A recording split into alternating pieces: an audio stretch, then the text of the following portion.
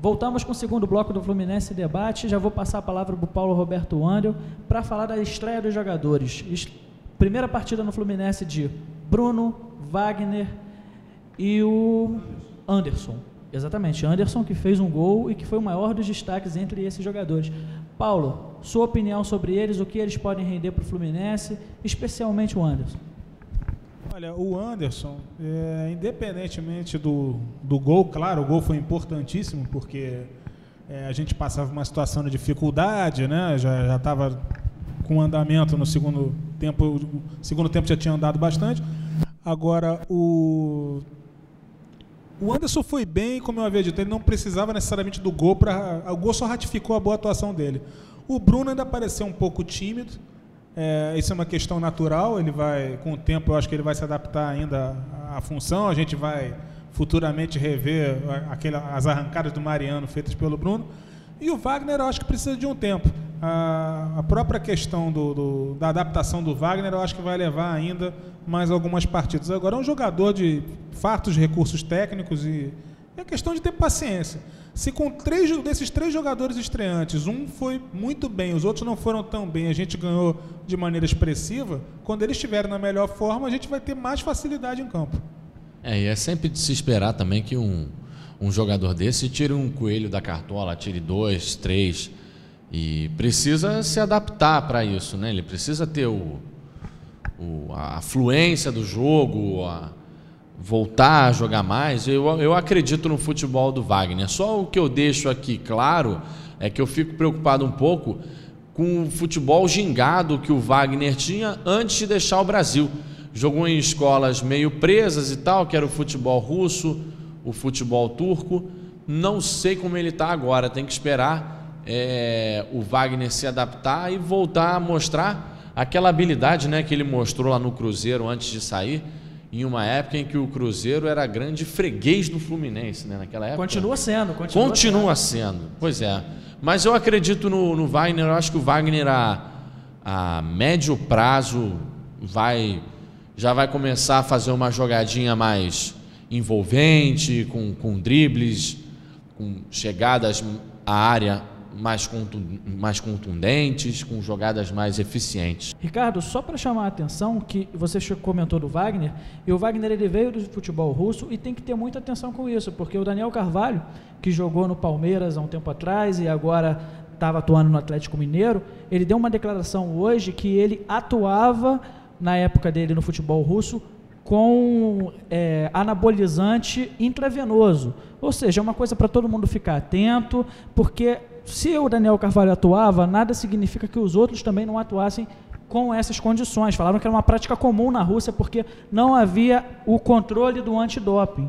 Então é uma coisa para a gente ter bastante cuidado. Não, e beira o amadorismo e a carneficina, né? Você dá um antidoping para um cara como o Daniel Carvalho, que era um baita jogador, com hábil, para que ele precisa de antidoping? Para que ele precisa de anabolizante, Paulo? Ele não precisa de anabolizante para nada.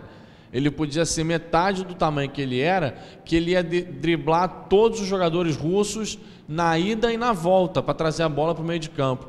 Eu acho que tem que rever mais esse conceito de saúde, porque até pouco tempo atrás os jogadores saíam do Brasil, iam para a Europa para ganhar corpo. O que significa ganhar corpo? Será que era comer bem ou era tomar anabolizante? Será que o Daniel Carvalho expõe uma realidade que é comum não só na Rússia, mas talvez em outros países, até dos grandes centros de futebol? Eu não sei, mas pode ser um problema. Espero que o Wagner não tenha passado por isso, porque isso é uma coisa sempre que detona o corpo. O próprio Daniel Carvalho disse na entrevista que está acima do peso por causa disso, que está com problema de peso.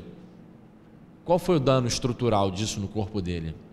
Inclusive, infelizmente, tem que ser perguntado, levantar essa questão para o Wagner e para o Wagner Love, que acaba de chegar no Flamengo. Seria um escândalo sem proporções no futebol mundial. Paulo, eu tenho visto por aí muita gente pedindo zagueiro, reclamando da zaga do Fluminense. O Anderson ontem fez uma boa estreia, que a gente já comentou por aqui. O Leandro Eusébio, em 2009, ele fez parte de uma defesa do Fluminense que foi uma das defesas menos vazadas do campeonato, parte de um sistema defensivo implementado pelo Muricy em 2010, eu acredito que eu tenha falado em 2009, 2010, 2009 foi a grande história do time de guerreiros. Você acha que realmente a gente está precisando com tanta urgência de um zagueiro, ou é uma questão mais de sistema defensivo, de ajeitar as peças cada uma em seu lugar? Bom, qualquer torcedor do Fluminense fosse perguntado a respeito do assunto, vibraria se Thiago Silva fosse o novo reforço do Fluminense. A gente sabe que isso é impossível. Seria interessante, andou havendo uma especulação sobre isso que ainda não se confirmou, nem andou a respeito do nome do Miranda. Esses são jogadores de renome internacional, jogadores com status de seleção brasileira, que se viessem jogar no Fluminense seriam titulares. Agora, já que não os temos, e já que nós temos jogadores que conseguiram desempenhar bons papéis em temporadas anteriores, por que não aproveitar esses jogadores? O Fluminense tem Anderson, que foi muito bem agora, é um jogador promissor. Foi o Leandro Eusébio, que já teve bons e maus momentos e pode se recuperar. Ninguém desaprende de jogar bola. Tem o Gum se recuperando. Tá, as pessoas vão rir a respeito do Márcio Rosário, mas eu queria lembrar uma coisa, com toda a escassez técnica do Márcio Rosário, as falhas dele aconteceram quando ele tentou inventar, driblar adversários de sequência, sair com bola dominada. Quando ele não faz isso, a atuação dele não chega a ser comprometedora. Tem o Elivelton em processo de recuperação também. Bom, então é o seguinte, se o time está melhor estruturado, se o time está bem posicionado no seu meio de campo e está com o sistema defensivo arrumado, não é necessariamente com a compra de zagueiros que esse problema vai se resolver. Claro que se esses reforços viessem, seria ótimo. Mas se não vierem, o Fluminense está bem servido, está em condições de disputar as competições com os zagueiros que tem. Né? E que fique bem claro também que se houve um interesse pelo Miranda, o que não é nada demais, a investida, né, para tirar... O investimento para tirar o Miranda do Atlético de Madrid era complicado, porque o Miranda não está num mau momento lá. O Miranda, ele de vez em quando é titular, não acompanha o Atlético de Madrid direto, mas ele tem boas atuações. O Atlético de Madrid não é um time pequeno da Espanha, é um time grande, grande rival do Real Madrid. Então, como é que você vai chegar na Espanha e vai tirar um jogador que é um dos principais zagueiros do time? Se fosse de um tal Levante, Getafe, você ainda consegue tirar. Agora, de um Atlético de Madrid, o tricolor que sonhou com isso, ainda chegaram até a especular nos bastidores que o presidente do Fluminense teria ido a Madrid para tirar o Miranda de lá. O cara vai tirar férias e vira embaixador de negociação com o jogador. Pelo amor de Deus, gente. Isso pelo que o oficial, nunca saiu isso. Saiu só o interesse. Como também teve interesse no Thiago Silva, mas ele não vem, não tem como, é impossível.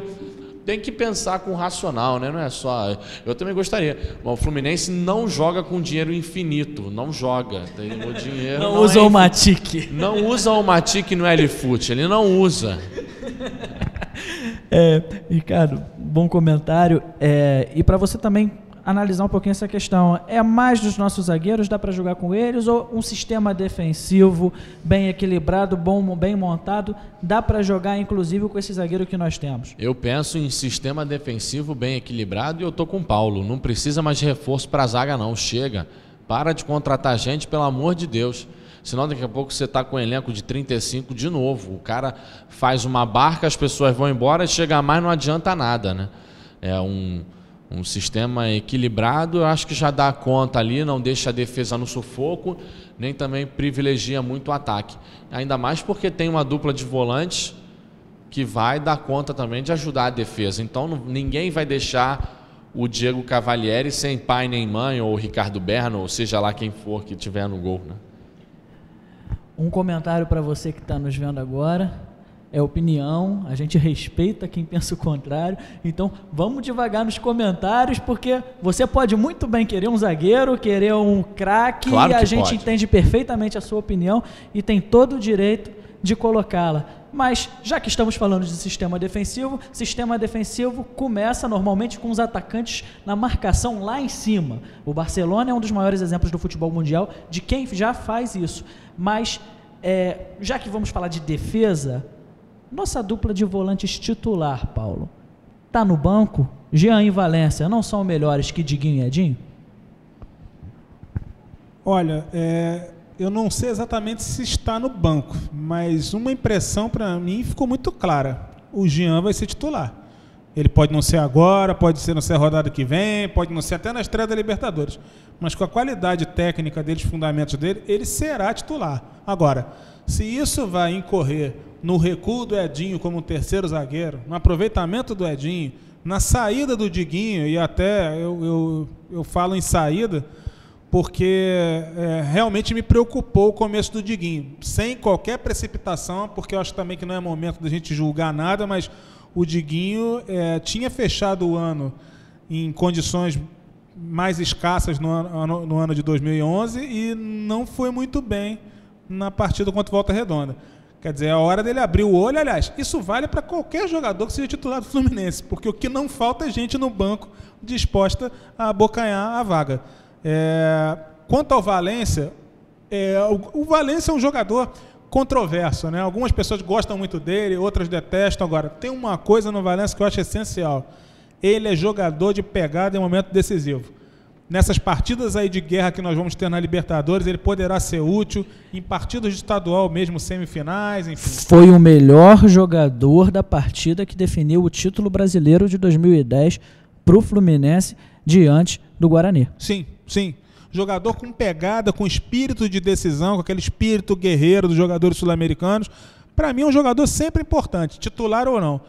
E agora o Jean, pelos recursos dele técnicos, passe, chute, marcação, fundamentos diversos, mais cedo ou mais tarde ele será titular, não vai ter jeito. Aí, com todo respeito ao Diguinho e ao Edinho, que eu tenho como jogadores e como pessoas, o Jean e o Valência são donos dessas duas vagas que teriam como volante. Não sei nem se o Abel vai montar, né, com 2 volantes, mas se for para ter 2 volantes, é Jean e Valência. Para mim, pelo que eu vi a estreia do Jean e o histórico do Valência, é o casamento perfeito. Pode ser, eu posso estar enganado, não sei nem se existe isso, mas pode ser o novo casal 20 das Laranjeiras. Se a gente já teve um casal que 20 beleza. No ataque, um casal 20 de volante, Jean e Valência. Para mim, aqui, o jogo dos dois casa perfeito e ainda mais na Libertadores. Paulo, na Libertadores é batata que o jogo dos dois casa muito bem. Casal 20 das Laranjeiras na volância, Paulo. O que você tem a dizer sobre isso? Só de falar a expressão casal 20, ela já me comove, porque eu lembro lá de trás, 29 anos atrás, o começo disso tudo, onde aquilo começou, onde desembocou com títulos fantásticos, conquistas incríveis, a Gávea sempre chorando. Então, lembrar de casal 20 em qualquer situação, para mim, é muito agradável. Posso fazer uma adaptação à expressão casal 20? Claro que pode. O que você acha de casal 5? É uma boa, é uma boa, é uma boa, é uma boa. É uma boa, é uma boa. Senhores, infelizmente o tempo do segundo bloco já está se esgotando. Nós temos muita coisa para discutir. Não saia daí, aperte o play nesse videozinho que está aparecendo aí embaixo na página do Fluminense, etc. Voltamos já.